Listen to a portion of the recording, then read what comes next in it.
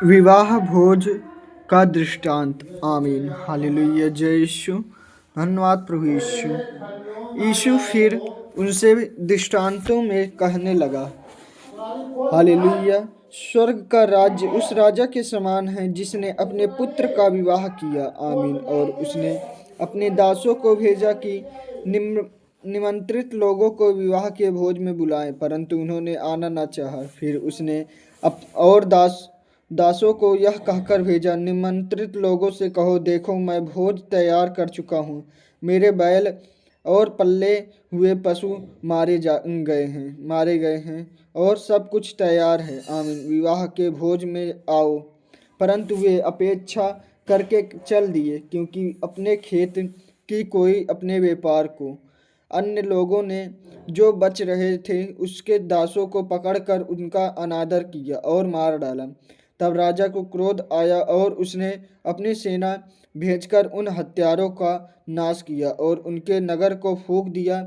तब उसने अपने दासों से कहा, विवाह का भोज तैयार है, परंतु निमंत्रित लोग योग्य नहीं ठहरे। आमीन। इसलिए चौराहों पर जाओ और जितने लोग तुम्हें मिले सबको विवाह के लिए भोज में बुला लाओ। आमीन।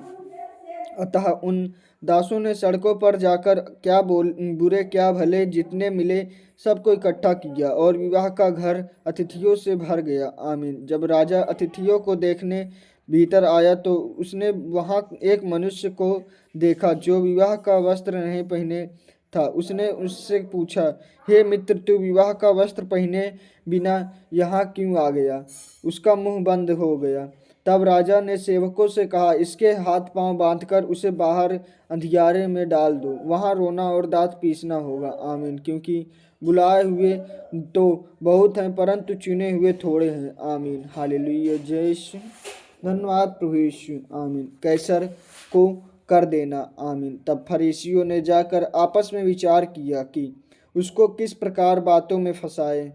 ततः उन्होंने अपने चेलों को हेरोदियों के साथ उसके पास यह कहने को भेजा, हे गुरु, हम जानते हैं कि तू सच्चा है और परमेश्वर का मार्ग सच्चाई से सिखाता है और किसी की परवाह नहीं करता, क्योंकि तू मनुष्यों का मुंह देखकर बातें नहीं करता। इसलिए हमें बता, तू क्या सोचता है? आमीन। कैसर को कर देना उचित है कि नहीं? आमीन। यीशु ने उनकी दुष्टता जानकर कहा, हे कपटियों, मुझे क्यों परखते हो? कर का सिक्का मुझे दिखाओ। तब वे उसके पास एक दिनार ले आए। आमीन। उसने उनसे पूछा, यह छाप और नाम किसका है? उन्होंने उससे कहा, कैसर का। तब उसने उनसे कहा, जो कैसर का है वह कैसर को, और जो परमेश्वर का है वह परमेश्वर को दो। आमीन। यह सुनकर उन्होंने अचंभा किया और उसे छोड़कर चले गए। आमीन हालेलुया। जय यीशु। धन्यवाद प्रभु यीशु। आमीन। पुनर्स्थान और विवाह। आमीन हालेलुया। जय यीशु। उसी दिन सदुक्की जो कहते हैं कि मरे हुओं का पुनर्स्थान है ही नहीं, उसके पास आए और उससे पूछा, हे गुरु, मूसा ने कहा था कि यदि कोई पुरुष बिना संतान मर जाए तो उसका भाई उसकी पत्नी से विवाह करे कि अपने भाई के लिए वंश उत्पन्न करे। और हमारे यहाँ 7 भाई थे। पहला विवाह करके मर गया और संतान न होने के कारण अपनी पत्नी को अपने भाई के लिए छोड़ गया। इसी प्रकार दूसरे और तीसरे ने भी किया और सातों तक यही हुआ। उस सबके बाद वह स्त्री भी मर गई। अतः जी उठने पर वह उन सातों में से किसकी पत्नी होगी? आमीन। क्योंकि वह सब की पत्नी हो चुकी थी। यीशु ने उन्हें उत्तर दिया, तुम पवित्र शास्त्र और परमेश्वर की सामर्थ नहीं जानते, इस कारण भूल में पड़े हो। आमीन। क्योंकि जी उठने पर वे ना विवाह करेंगे और ना विवाह में दिए जाएंगे, परंतु स्वर्ग में परमेश्वर के दूतों के समान होंगे। आमीन। परंतु मरे हुओं के जी उठने के विषय में क्या तुमने यह वचन नहीं पढ़ा जो परमेश्वर ने तुमसे कहा, मैं अब्राहम का परमेश्वर और इसहाक का परमेश्वर और याकूब का परमेश्वर हूँ। आमीन हालेलुया। वह मरे हुओं का नहीं परंतु जीवितों का परमेश्वर है। यह सुनकर लोग उसके उपदेश से चकित हुए। आमीन हालेलुया। जय यीशु। धन्यवाद प्रभु यीशु। आमीन। सबसे बड़ी आज्ञा। आमीन। जब फरीसियों ने यह सुना कि यीशु ने सदुकियों का मुंह बंद कर दिया तो वे इकट्ठा हुए। उनसे उनमें से एक व्यवस्थापक ने उसे परखने के लिए उससे पूछा, हे गुरु, व्यवस्था में कौन सी बड़ी आज्ञा है? उसने उससे कहा, तू परमेश्वर अपने प्रभु से अपने सारे मन और अपने सारे प्राण और अपनी सारी बुद्धि के साथ प्रेम रख। आमीन। बड़ी और मुख्य आज्ञा तो यही है, और उसी के समान यह दूसरी भी आज्ञा है, तू अपने पड़ोसी से अपने समान प्रेम रख। ये ही दो आज्ञाएं सारी व्यवस्था और भविष्यवक्ताओं का आधार हैं। आमीन। हालेलुया। जय श्री धन्यवाद प्रभु यीशु। आमीन। मसीह किसका पुत्र है? आमीन। जब फरीसी इकट्ठे थे तो यीशु ने उनसे पूछा, मसीह के विषय में तुम क्या सोचते हो? वह किसका पुत्र है? उन्होंने उससे कहा, दाऊद का। आमीन। उसने उनसे पूछा, तो दाऊद आत्मा में होकर उसे प्रभु क्यों कहता है? प्रभु ने मेरे प्रभु से कहा, मेरे दाहिने बैठ, तब जब तक कि मैं तेरे बैरियों की को तेरे।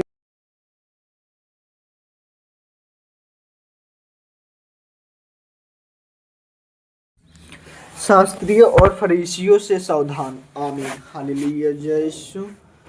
तब यीशु ने भीड़ से और अपने चेलों से कहा, शास्त्री और फरीसी मूसा की गद्दी पर बैठे हैं, इसलिए वे तुमसे जो कुछ कहें वह करना और मानना, परंतु करके उनके से काम मत करना। आमीन। क्योंकि वे कहते हैं तो हैं पर करते नहीं। वे एक ऐसे भारी बोझ को जिनको उठाना कठिन है बांधकर उन्हें मनुष्यों के कंधों पर रखते हैं। आमीन।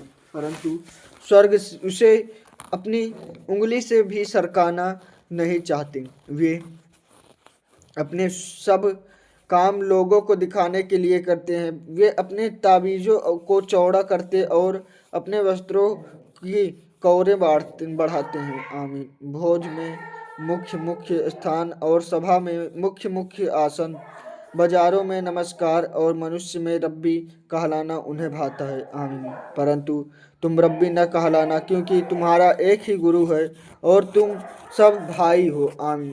पृथ्वी पर किसी को अपना पिता न कहना, क्योंकि तुम्हारा एक ही पिता है। आमीन। जो स्वर्ग में है, और स्वामी भी न कहलाना। आमीन। क्योंकि तुम्हारा एक ही स्वामी है। आमीन। अर्थात मसीह। जो तुम में बड़ा हो वह तुम्हारा सेवक बने। आमीन। हालेलुया। जय श्री धन्यवाद प्रभु यीशु। आमीन। जो कोई अपने आप को बड़ा बनाएगा वह छोटा किया जाएगा, और जो कोई अपने आप को छोटा बनाएगा वह बड़ा किया जाएगा। आमीन। हालेलुया। जय यीशु। धन्यवाद प्रभु यीशु। आमीन। शास्त्रियों और फरीसियों के पाखंड की भर्त्सना। आमीन। हालेलुया। हे कपटी शास्त्रियों और फरीसियों, तुम पर हाय, तुम मनुष्यों के लिए स्वर्ग के राज्य का एक द्वार बंद करते हो। न तो स्वयं ही उनमें प्रवेश करते हो और न उसमें प्रवेश करने वालों को प्रवेश करने देते हो। आमीन। हे कपटी शास्त्रियों और फरीसियों, तुम पर हाय, तुम विधवाओं के घरों को खा जाते हो और दिखाने के लिए बड़ी देर तक प्रार्थना करते रहते हो, इसलिए तुम्हें अधिक दंड मिलेगा। आमीन। हे कपटी शास्त्रियों और फरीसियों, तुम पर हाय, तुम एक जन को अपने मत में लाने के लिए सारे जल और थल में फिरते हो। आमीन। और जब वह मत में आ जाता है तो उसे अपने से दूना नारकीय बना देते हो। आमीन। हालेलुया। जय। हे अंधे अगुओं, तुम पर हाय, जो कहते हो कि यदि कोई मंदिर की शपथ खाए तो कुछ नहीं, परंतु यदि कोई मंदिर के सोने की सौगंध खाए तो उससे बंध जाएगा। आमीन। हे मूर्खों और अंधों, कौन बड़ा है, सोना या मंदिर जिसमें तुम सोना पवित्र हो? आमीन। जिससे सोना पवित्र होता है। फिर कहते हो कि यदि कोई वेदी की शपथ खाए तो कुछ नहीं, परंतु जो भेंट उस पर है उसी यदि कोई उसकी शपथ खाए तो बंध जाएगा। हे अंधों, कौन बड़ा है, भेंट या वेदी जिससे भेंट पवित्र होती है? इसलिए जो वेदी की शपथ खाता है वह उसकी, और जो कुछ उस पर है उसकी भी शपथ खाता है। आमीन। जो मंदिर की शपथ खाता है वह उसकी और उसमें रहने वाले की भी शपथ खाता है। आमीन। जो स्वर्ग की शपथ खाता है वह परमेश्वर के सिंहासन की और उस पर बैठने वाले की भी शपथ खाता है। आमीन। हे कपटी शास्त्रियों और फरीसियों, तुम पर हाय। तुम पुदीने और सौंफ और जीरे का 10वां अंश तो देते हो, परंतु तुमने व्यवस्था का गंभीर बातें को अर्थात न्याय और दया और विश्वास को छोड़ दिया है। आमीन। चाहिए था कि इन्हें भी करते रहते और उन्हें भी न छोड़ते। हे अंधे अगुओं, तुम मच्छर को तो छान डालते हो, परंतु ऊँट की को निगल जाते हो। हे कपटी शास्त्रियों और फरीसियों, तुम पर हाय। तुम कटोरे और थाली को ऊपर ऊपर से तो मांजते हो, परंतु वे भीतर अंधेरे और असंयम से भरे होते हैं। आमीन। हे अंधे फरीसी, पहले कटोरे और थाली को भीतर से मांज कि वे बाहर से भी स्वच्छ हों। आमीन। हे कपटी शास्त्रियों और फरीसियों, तुम पर हाय। तुम चूना फिरी हुई कब्रों के समान हो, जो ऊपर से तो सुंदर दिखाई देती है, परंतु भीतर मुर्दों की हड्डियों और सब प्रकार की मालिन्यता से भरी है। आमीन। इसी रीति से तुम भी ऊपर से मनुष्यों को धर्मी दिखाई देते हो, परंतु भीतर कपट और अधर्म से भरे हुए हो। आमीन। शास्त्रियों और फरीसियों पर दंड की भविष्यवाणी। आमीन। हालेलुया। जय यीशु। धन्यवाद प्रभु यीशु। हे कपटी शास्त्रियों और फरीसियों, तुम पर हाय। तुम भविष्यवक्ताओं की कब्रें संवारते और धर्मियों की कब्रें बनाते हो और कहते हो, यदि हम अपने बाप दादों के दिनों में होते तो भविष्यवक्ताओं की हत्या में उनके साक्षी न होते। आमीन। इससे तुम तो अपने आप को अपने पर आप ही गवाही देते हो कि तुम भविष्यवक्ताओं के हत्यारों की संतान हो। अतः तुम अपने बाप दादों के पाप का घड़ा पूरी तरह भर दो। हे सापों, हे करेते के बच्चे, तुम नरक के दंड से कैसे बचोगे। आमीन। इसलिए देखो, मैं तुम्हारे पास भविष्यवक्ताओं और बुद्धिमानों और शास्त्रियों को भेजता हूँ, और तुम उनमें से कुछ को मार डालोगे और क्रूस पर चढ़ाओगे, और कुछ को अपने आराधनालयों में कोड़े मारोगे और एक नगर से दूसरे नगर में खदेड़ते फिरोगे, जिससे धर्मी हाबील से लेकर बिरिग्याह के पुत्र जगर्याह तक, जिसे तुमने मंदिर और वेदी के बीच में मार डाला था, जितने धर्मियों का लहू पृथ्वी पर बहाया गया है, वह सब तुम्हारे सिर पर पड़ेगा। आमीन। हालेलुया। मैं तुमसे सच कहता हूँ, ये सब बातें इस समय के लिए लोगों पर आ पड़ेगी। आमीन। हालेलुया। जय यीशु। धन्यवाद प्रभु यीशु।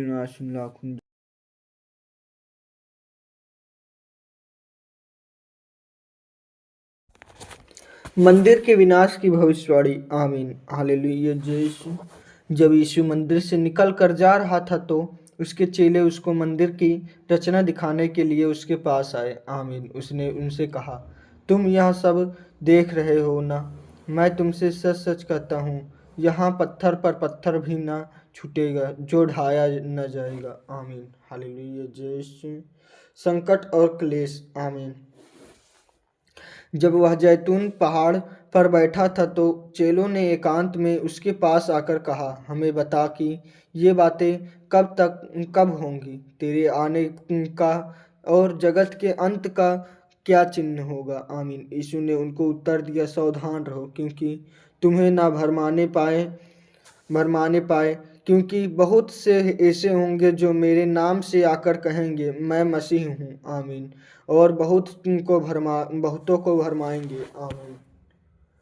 तुम लड़ाइयों और लड़ाइयों की चर्चा सुनोगे तो घबरा न जाना, क्योंकि इनका होना अवश्य है, परंतु उस समय अंत ना होगा। आमीन। क्योंकि जाति पर जाति और राज्य पर राज्य चढ़ाई करेगा, और जगह जगह अकाल पड़ेंगे। आमीन। और भूकंप होंगे। ये सब बातें पीड़ाओं का आरंभ होंगी। तब वे क्लेश देने के लिए तुम्हें पकड़वाएंगे। आमीन। और तुम्हें मार डालेंगे, और मेरे नाम के कारण सब जातियों के लोग तुमसे बैर कर रखेंगे। आमीन। तब बहुत से ठोकर खाएंगे और एक दूसरे को पकड़वाएंगे और एक दूसरे से बैर रखेंगे। बहुत से झूठे भविष्यवक्ता उठ खड़े होंगे। आमीन। और बहुतों को भरमाएंगे। अधर्म के बढ़ने से बहुत से प्रेम ठंडा पड़ जाएगा। आमीन। परंतु जो अंत तक धीरज धरे रहेगा उसी का उद्धार होगा। आमीन। और राज्य का यह सुषमाचार और सारे जगत में प्रचार किया जाएगा। आमीन। की सब जातियों पर गवाही हो तब अंत आ जाए।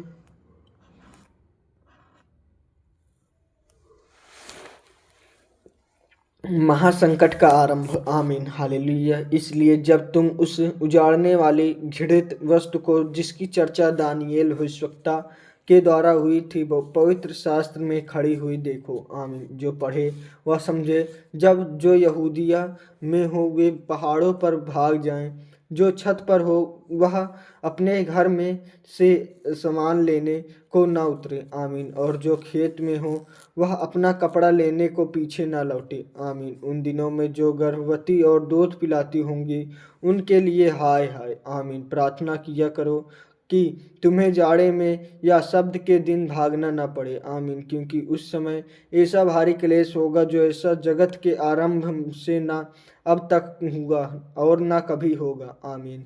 यदि वे दिन घटाए न जाते तो कोई प्राणी न बचता। आमीन। परंतु चुने हुओं के कारण वे दिन घटाए जाएंगे। उस समय यदि कोई तुमसे कहे देखो मसीह यहाँ है या वहाँ है तो विश्वास न करना। आमीन। क्योंकि झूठे मसीह और झूठे भविष्यवक्ता उठ खड़े होंगे और बड़े चिन्ह और अद्भुत काम दिखाएंगे कि यदि हो सके तो चुने हुओं को भी भरमा दे। आमीन। देखो मैं तुम पहले से तुमसे यह सब कुछ कह दिया है।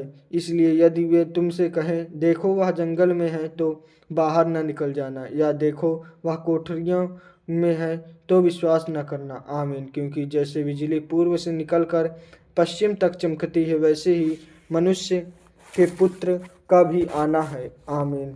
होगा। जहाँ लोथ हो वहीं गिद्ध इकट्ठे होंगे। आमीन। हालेलुया। जय यीशु। धन्यवाद प्रभु यीशु। आमीन।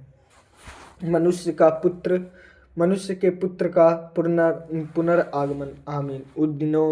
उन दिनों में इनके क्लेश के तुरंत बाद सूर्य अंधियारा हो जाएगा और चंद्रमा का प्रकाश जाता रहेगा और तारे आकाश से गिर पड़ेंगे और आकाश की शक्तियां हिलाई जाएंगी। आमीन। तब मनुष्य के पुत्र का चिन्ह आकाश में दिखाई देगा और तब पृथ्वी के सब कुलों के लोग छाती पीटेंगे और मनुष्य के पुत्र को बड़ी सामर्थ और ऐश्वर्य के साथ आकाश के बादलों पर आते देखेंगे। आमीन। वह तुरही के बड़े शब्द के साथ अपने दूतों को भेजेगा। आमीन। और वे आकाश के इस छोर से उस छोर तक चारों दिशाओं से उसके चुने हुओं को इकट्ठा करेंगे। आमीन। हालेलुया। जय यीशु।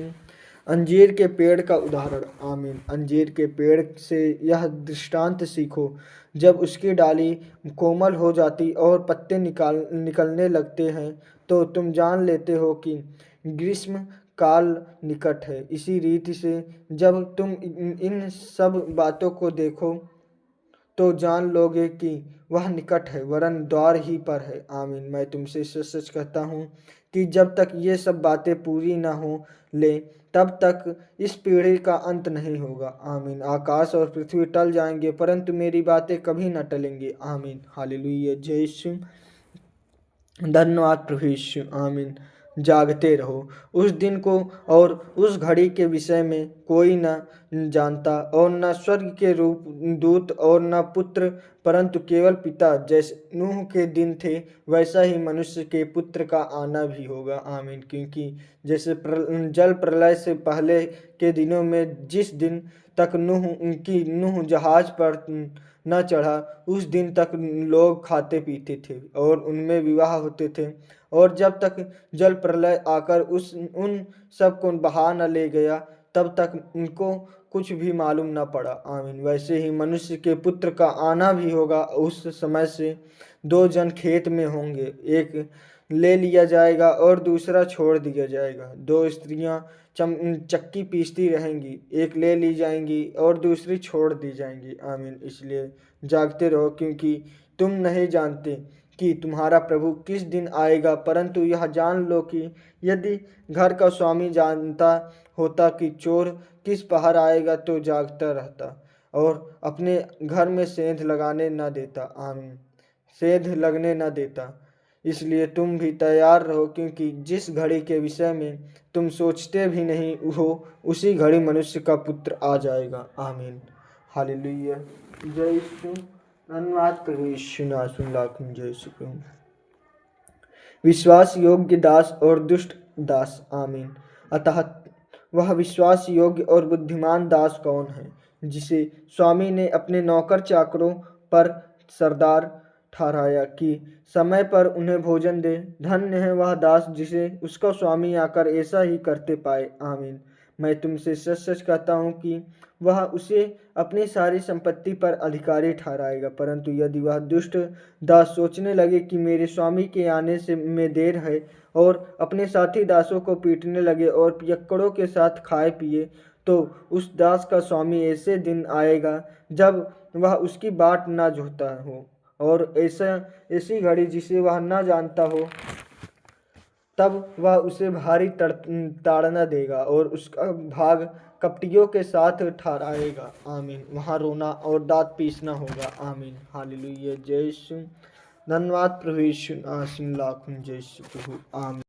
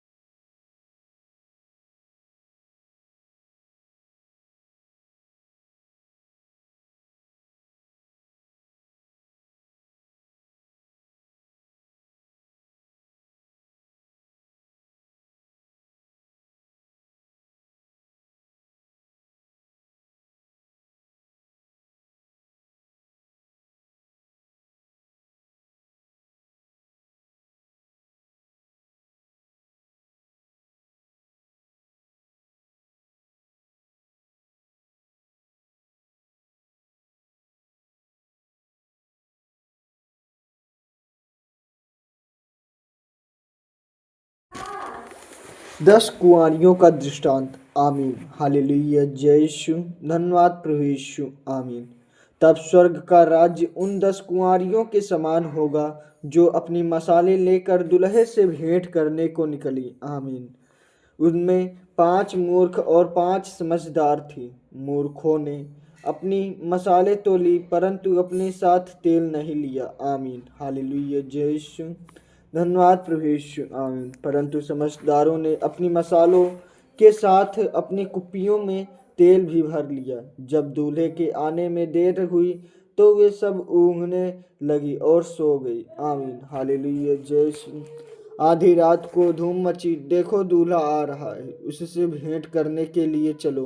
तब वे सब कुंवारियां उठकर अपनी मसाले ठीक करने लगी। और मूर्खों ने समझदारों से कहा, अपने तेल में से कुछ हमें भी दो, क्योंकि हमारी मसाले बुझी जा रही हैं। परंतु समझदारों ने उत्तर दिया, कदाचित यह हमारे और तुम्हारे लिए पूरा न हो। भला तो यह है कि तुम बेचने वालों से उनके पास जाकर अपने लिए मोल ले लो। आमीन। जब वे मोल लेने को जा रही थी तो दूल्हा आ पहुंचा, और जो तैयार थी वे उसके साथ विवाह के घर में चली गई और द्वार बंद किया गया। इसके बाद वे दूसरी कुंवारियां भी आकर कहने लगी, हे स्वामी, हमारे लिए द्वार खोल दे। उसने उत्तर दिया, मैं तुमसे सच कहता हूँ, मैं तुम्हें नहीं जानता। इसलिए जागते रहो, क्योंकि ना उस दिन को जानते हो ना उस घड़ी को। आमीन हालेलुया। जैसे तोड़ों का दृष्टांत। आमीन हालेलुया। क्योंकि यह उस समय उस मनुष्य की सी दशा है जिसने परदेश जाते समय अपने दासों को बुलाकर अपनी संपत्ति उनको सौंप दी। उसने एक को 5 तोड़े और दूसरे को दो और तीसरे को एक, अर्थात हर एक को उसकी सामर्थ्य के अनुसार दिया। आमीन। और जब तब परदेश चला गया, तब जिसके पास 5 तोड़े मिले थे उसने तुरंत जाकर उनसे लेन देन किया और 5 तोड़े और कमाए। इसी रीति से जिसको 2 मिले थे उसने भी 2 और कमाए। परंतु जिसको 1 मिला था उसने जाकर मिट्टी खोदी और अपने स्वामी के रुपए छिपा दिए। आमीन। बहुत दिनों के बाद उन दासों का स्वामी आकर उनसे लेखा लेने लगा।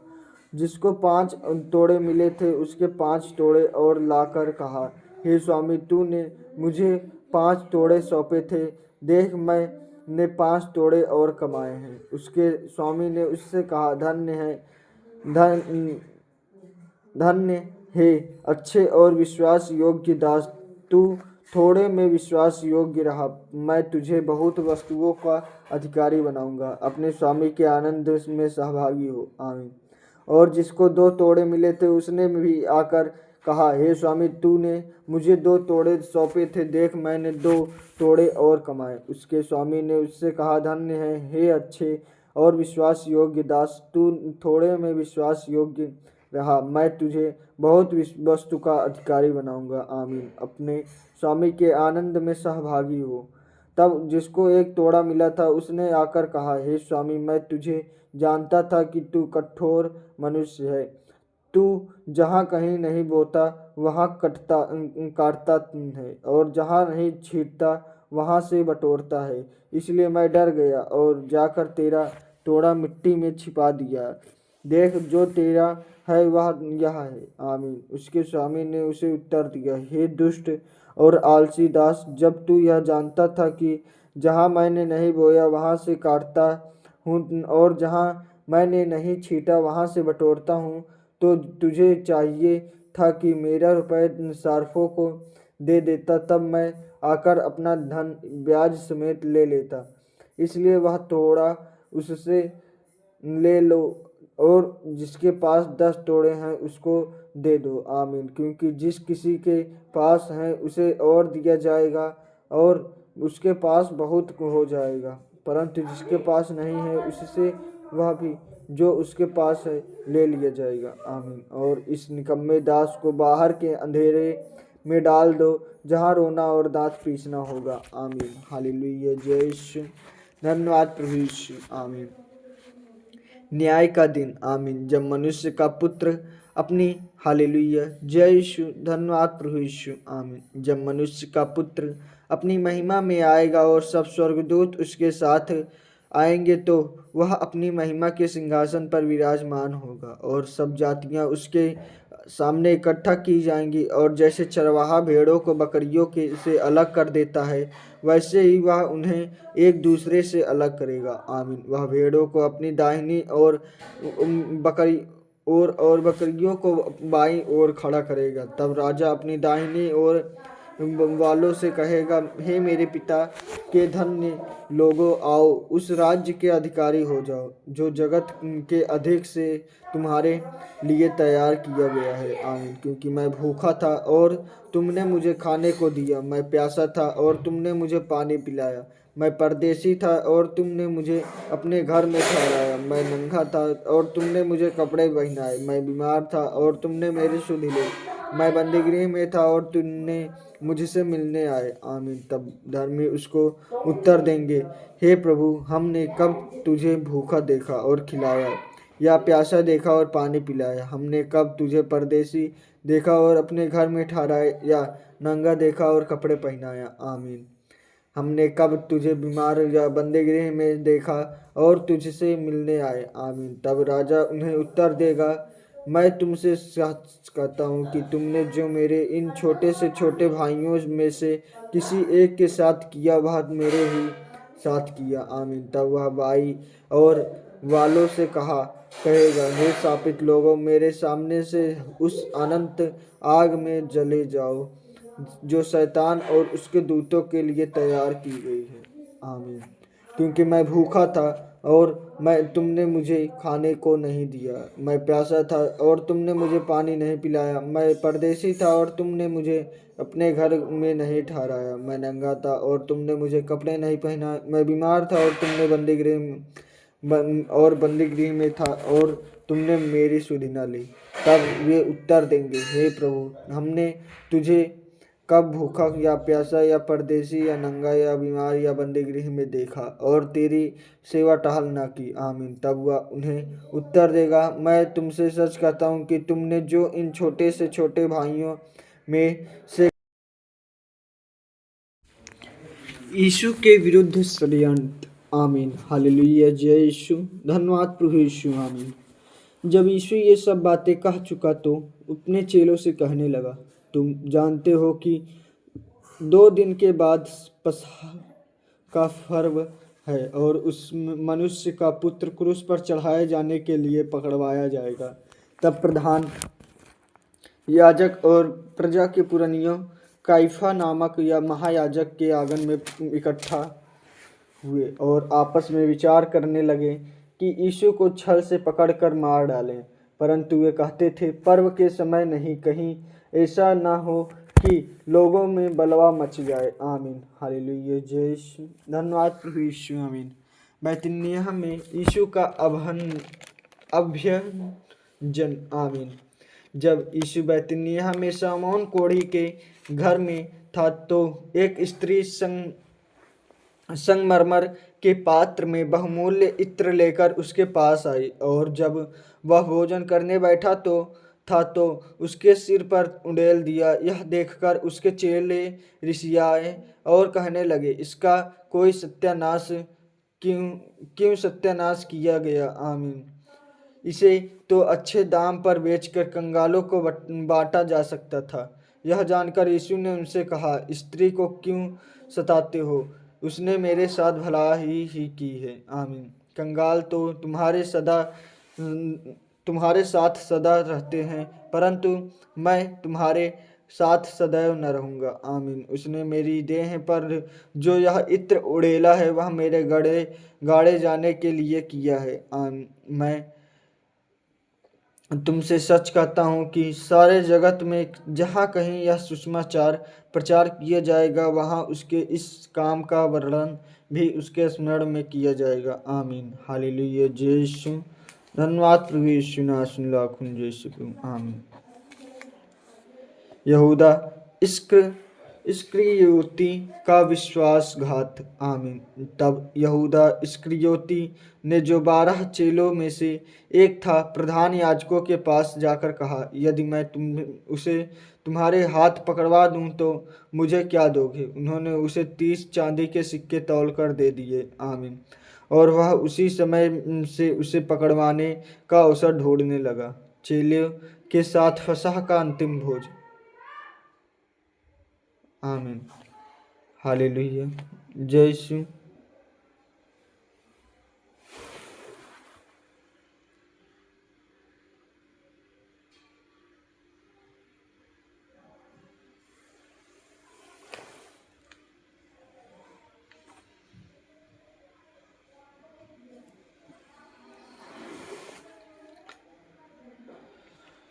धन्यवाद परमपिता परमेश्वर यहोवा यीशु नासरी लाखों जय श्री। अख़मीरी रोटी के पर्व के पहले दिन चेले यीशु के पास आकर पूछने लगे, तू कहाँ चाहता है कि हम तेरे लिए फसह खाने की तैयारी करें। आमीन। उसने कहा, नगर में आमुक व्यक्ति के पास जाकर उससे कहो, गुरु कहता है कि मेरा समय निकट है। आमीन। मैं अपने चेलों के साथ तेरे यहाँ पर्व मनाऊंगा। आमीन। अतः चेलों ने यीशु की आज्ञा मानी और फसह तैयार किया। जब सांझ हुई तो वह 12 के साथ भोजन करने के लिए बैठा।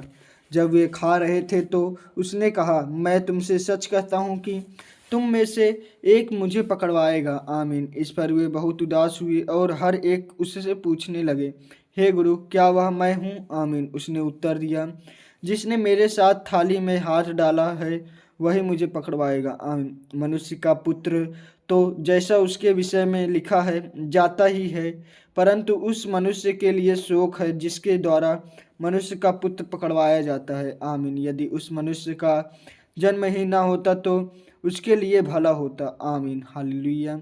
तब उसके पकड़वाने वाले यहूदा ने कहा, हे रब्बी, क्या वह मैं हूँ? उसने उससे कहा, तू कह चुका। आमीन। हालेलुया। जय यीशु। धन्यवाद प्रभु यीशु, नासुन लाखन जय यीशु प्रभु। प्रभु भोज। आमीन। हालेलुया। धन्यवाद परमपिता परमेश्वर। आमीन। जब वे खा रहे थे तो यीशु ने रोटी ली और आशीष मांगकर तोड़ी और चेलों को देकर कहा, लो खाओ, यह मेरी देह है। फिर उसने कटोरों लेकर धन्यवाद किया और उन्हें देकर कहा, तुम सब इसमें से पियो। आमीन। क्योंकि यह वचन का मेरा वह लहू है जो बहुतों के लिए पापों की क्षमा के निमित्त बहाया जाता है। आमीन। हालेलुया। मैं तुमसे कहता हूँ कि दाख का यह रस उस दिन तक कभी न पीऊँगा जब तक तुम्हारे साथ अपने पिता के राज्य में नया ना पीऊँ। आमीन। हालेलुया। धन्यवाद प्रभु यीशु। फिर वे भजन गाकर जैतून पहाड़ पर गए। आमीन। हालेलुया। पतरस के इनकार की भविष्यवाणी। आमीन। तब यीशु ने उनसे कहा, तुम सब आज ही रात को मेरे विषय में ठोकर खाओगे, क्योंकि लिखा है, मैं चरवाहे को मारूंगा और झुंड की भेड़ तितर बितर हो जाएंगी। परंतु मैं अपने जी उठने के बाद तुम से पहले गलील को जाऊंगा। आमीन। इस पर पतरस ने उससे कहा, यदि सब तेरे विषय में ठोकर खाएं तो खाएं, परंतु मैं कभी ना ठोकर खाऊंगा। आमीन। यीशु ने उससे कहा, मैं तुझसे सच कहता हूँ कि आज ही रात को मुर्ग के बांग देने से पहले तू 3 बार झूठ मुझसे मुकर जाएगा। आमीन। पतरस ने उससे कहा, यदि मुझे तेरे साथ मरना भी पड़े तो भी मैं तुझसे कभी न मुकरूंगा। आमीन। और ऐसा ही सब चेलों ने भी कहा। आमीन। हालेलुया। गतसमनी में प्रार्थना। आमीन। हालेलुया। जय यीशु। तब यीशु अपने चेलों के साथ गतसमनी नामक एक स्थान में आया और अपने चेलों से कहने लगा, यहीं बैठे रहना। आमीन। जब तक मैं वहां जाकर प्रार्थना करूं। वह पतरस और जब्दी के दोनों पुत्रों को साथ ले गया और उदास और व्याकुल होने लगा। तब उसने उनसे कहा, मेरा जी बहुत उदास है, यहाँ तक कि मेरा प्राण निकला जा रहा है। तुम यहीं ठहरो और मेरे साथ जागते रहो। आमीन। फिर वह थोड़ा और आगे बढ़कर मुंह के बल गिरा और यह प्रार्थना की, हे मेरे पिता, यदि हो सके तो यह कटोरा मुझ में से टल जाए। आमीन। तो अभी जैसा मैं चाहता हूँ वैसा नहीं, परंतु जैसा तू चाहता है वैसा ही हो। आमीन। फिर उसने चेलों के पास आकर उन्हें सोते पाया और पतरस से कहा, क्या तुम मेरे साथ एक घड़ी भी न जाग सके? जागते रहो और प्रार्थना करते रहो कि तुम परीक्षा में ना पड़ो। आमीन। आत्मा तो तैयार है परंतु शरीर दुर्बल है। आमीन। फिर उसने दूसरी बार जाकर यह प्रार्थना की, हे मेरे पिता, यदि यह मेरे पिए बिना नहीं हट सकता तो तेरी इच्छा पूरी हो। तब उसने आकर उन्हें फिर सोते पाया, क्योंकि उनकी आंखें नींद से भरी थी। आमीन। उन्हें छोड़कर वह फिर चला गया और उन्हीं शब्दों में फिर तीसरी बार प्रार्थना की। तब उसने चेलों के पास आकर उनसे कहा, अब सोते रहो और विश्राम करो। देखो, घड़ी आ पहुंची है और मनुष्य का पुत्र पापियों के हाथ पकड़वाया जाता है। आमीन। उठो, चलें, देखो मेरा पकड़वाने वाला निकट आ पहुंचा है। आमीन। हालेलुया। जय यीशु। यीशु का धोखे से पकड़ा जाना। आमीन। वह यह कह ही रहा था कि यहूदा, जो बारहों में से एक था, आया और उसके साथ प्रधान याजकों और लोगों के पुरनियों की ओर से बड़ी भीड़ तलवारें और लाठियां लिए हुए आए। उसके पकड़वाने वाले ने उन्हें यह संकेत दिया था, जिसको मैं चूम लूँ वही है, उसे पकड़ लेना। आमीन। और तुरंत यीशु के पास जाकर आकर कहा, हे रब्बी नमस्कार, और उसको बहुत चूमा। आमीन। यीशु ने उससे कहा, हे मित्र, जिस काम के लिए तू आया है उसे कर ले।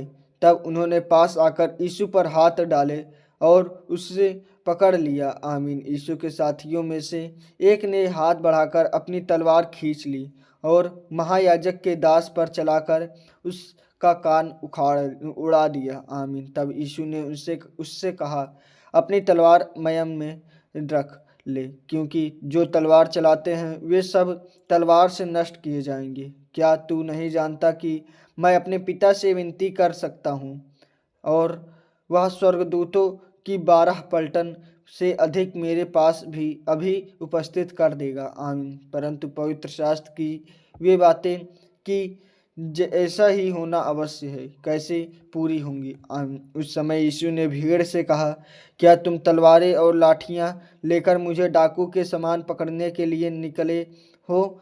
मैं हर दिन मंदिर में बैठकर उपदेश दिया करता था और तुमने मुझे नहीं पकड़ा, परंतु यह सब इसलिए हुआ कि भविष्यवक्ता के वचन पूरे हों। तब सब चेले उसे छोड़कर भाग गए। आमीन। हालेलुया। जय यीशु। महासभा के सामने यीशु। आमीन। तब यीशु के पकड़ने वाले उसको काइफा नामक महायाजक के पास ले गए, जहाँ शास्त्री और पुरनिये इकट्ठा हुए थे।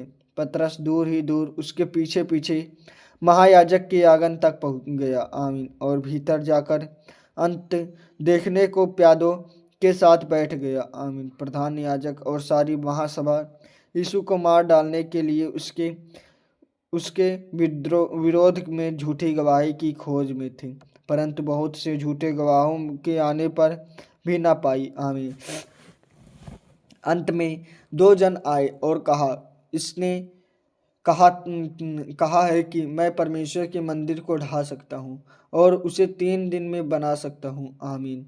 तब महायाजक ने खड़े होकर यीशु से कहा, क्या तू कोई उत्तर नहीं देता? या ये लोग तेरे विरोध में क्या गवाही देते हैं? परंतु यीशु चुप रहा। तब महायाजक ने उससे कहा, मैं तुझे जीवते परमेश्वर की शपथ देता हूँ कि यदि तू परमेश्वर का पुत्र मसीह है तो हमसे कह दे। आमीन। यीशु ने उससे कहा, तूने आप ही कह दिया, वरन मैं तुमसे सच यह भी कहता हूँ कि अब से तुम मनुष्य के पुत्र को सर्वशक्तिमान के दाहिनी ओर बैठे और आकाश के बादलों पर आते देखोगे। आमीन। इस पर महायाजक ने अपने वस्त्र फाड़े और कहा, इसने परमेश्वर की निंदा की है। अब हमें गवाहों का क्या प्रयोजन? देखो, तुमने अभी यह निंदा सुनी है, तुम क्या सोचते हो? उन्होंने उत्तर दिया, यह वध होने के योग्य है। तब उन्होंने उसके मुंह पर थूका और उसे घूंसे मारे। दूसरों ने थप्पड़ मार के कहा, हे मसीह, हमसे भविष्यवाणी करके कहा कि किसने तुझे मारा। आमीन। हालेलुया। जय यीशु। पतरस का इनकार। आमीन। पतरस बाहर आंगन में बैठा हुआ था कि एक दासी उसके पास आई और कहा, तू भी यीशु गलीली के साथ था। उसने सबके सामने यह कहते हुए इनकार किया, मैं नहीं जानता कि तू क्या कह रही है। आमीन। जब वह बाहर डेवढ़ी में गया तो दूसरी दासी ने उसे देखकर उससे जो वहाँ थे कहा, यह भी तो यीशु नासरी के साथ था। उसने शपथ खाकर फिर इनकार किया, मैं उस मनुष्य को नहीं जानता। आमीन। थोड़ी देर बाद लोगों ने जो वहाँ खड़े थे पतरस के पास आकर उससे कहा, सचमुच तू भी उनमें से एक है, क्योंकि तेरी बोली तेरा भेद खोल देती है। तब वह धिक्कारने लगा और शपथ खाने लगा, मैं उस मनुष्य को नहीं जानता, और तुरंत मुर्ग ने बांग दी। तब पतरस को यीशु की कही हुई बात स्मरण हो आई, मुर्ग के बांग देने से पहले तू 3 बार मेरा इनकार करेगा। और वह बाहर जाकर फूट फूट कर रोया। आमीन। हालेलुया। जय यीशु। धन्यवाद प्रभु यीशु नाथ। जय यीशु प्रभु। आमीन।